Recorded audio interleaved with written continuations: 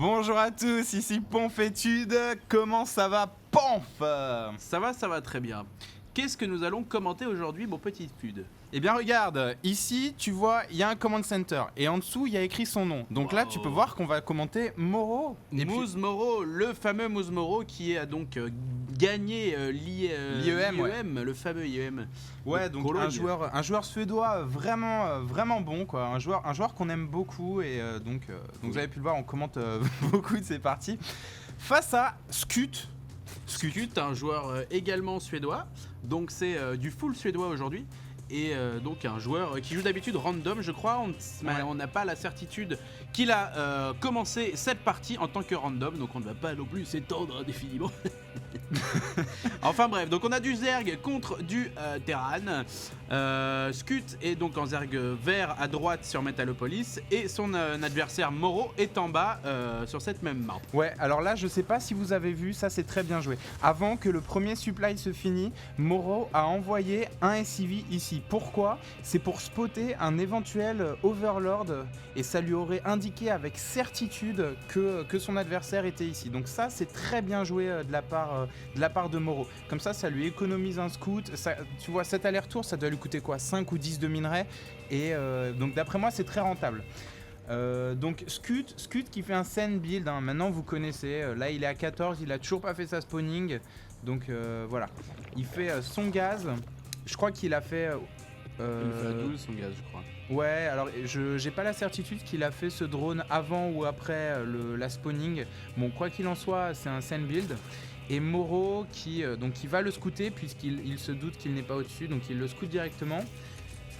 Le drone de Skut qui essaye de lâcher qui a failli se faire gangbang par 2 SCV et qui donc a réussi in extremis à s'échapper des petites pelles du Terran et qui va prendre le gaz du Terran. Oh là là, un Zerg comme on les aime, le Swarm Forever, donc qui va commencer à casser les couilles du Terran, probablement l'annuler avant qu'il soit terminé et en refaire un deuxième. Ouais, oh c'est bon ça, c'est très bon. Alors mémoire paginée on n'aime pas trop, mais ça par contre double bunker c'est très bien joué de sa part. Là en fait il a soulevé son baraque, il l'a posé à côté pour que les marines sortent plus vite. Ah oui, alors il a scouté que c'était un Sen build, que la poule serait late et il pose 2 bunkers en bas de la base de son ennemi. C'est très bien joué de sa part, ça va vraiment le retarder. Il va jamais pouvoir prendre son expand Moro. De toute façon il n'avait pas prévu de prendre son expand, hein. Comme vous avez pu le voir, il a pris son gaz. Qui dit gaz dit pas d'expand. Qui dit gaz dit pas d'expand, oui. Ou speedlink, ça dit beaucoup de choses le gaz. Et donc là on a un Terran qui est devant la base du Zerg, qui commence à allumer un peu les Overlords et qui voilà, il peut se réfugier dès que ça sent un peu la noisette. Pendant ce temps on a l'extracteur de Skut, une bien piètre vengeance, j'ai envie de dire, par rapport au double bunker qu'il est en train de se prendre dans sa base. Ouais, Moro qui est un petit peu en train d'accumuler le minerai. Là vous pouvez voir 500 de minerai, donc ça m'étonnerait pas qu'il prenne son expand dans les prochaines minutes. Et voilà, mais ça lui permet de gagner du temps. À côté de ça, je sais pas trop ce que va pouvoir faire Skut pour se sortir de cette mélasse. Mais je sens que c'est une bonne idée. Donc il va pouvoir vraiment dégommer ces 2 tanks presque d'une pierre deux coups. Ces 2 bunkers, ouais. Il faut savoir que pour les dégommer, il va falloir les faire exploser ici, hein, puisque si vous voulez profiter de l'effet de zone, puisque quand vos chancres explosent, il y a un effet de zone, donc ça peut toucher 2 bâtiments à la fois. Et là, il s'est chauffé sur les bunkers là. Là, il est en train de jouer à SimCity devant la base du Zerg. Ça c'est génial quoi. C'est vraiment une bonne idée je trouve. Hein. Il va pouvoir sortir ses marines, les remettre dans des bunkers et vraiment beaucoup temporiser. Rien du tout. Un petit Zergling qui nous a quitté donc face au bunker. Voilà, effectivement là il va falloir beaucoup de chancre au Zerg pour se débarrasser de tout ça. Il continue à faire des bunkers devant la base de son adversaire.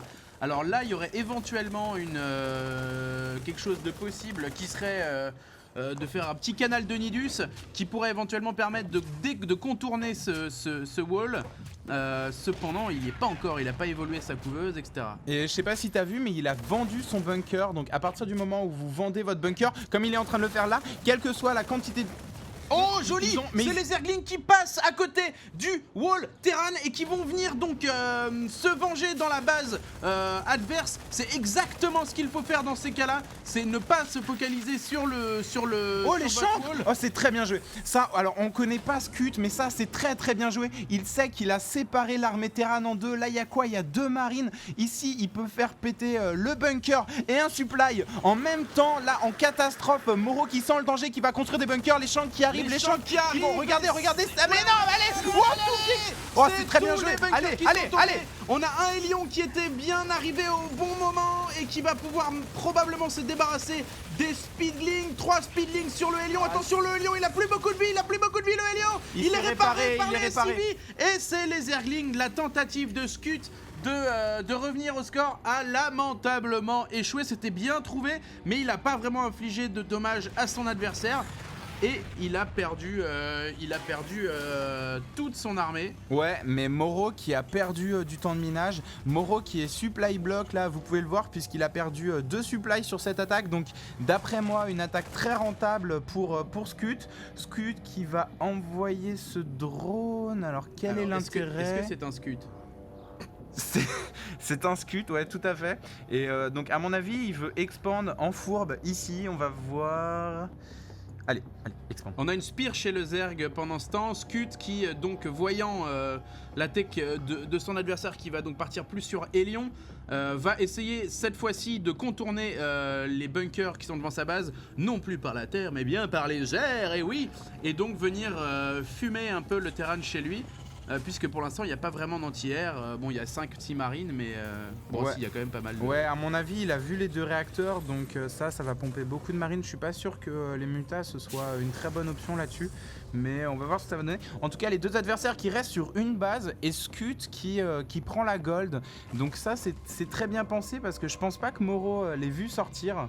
D'ailleurs, en fait, je suis sûr qu'il l'a pas vu sortir et vraiment, il y a aucune chance pour qu'il se doute qu'il est en train de prendre la gold expansion.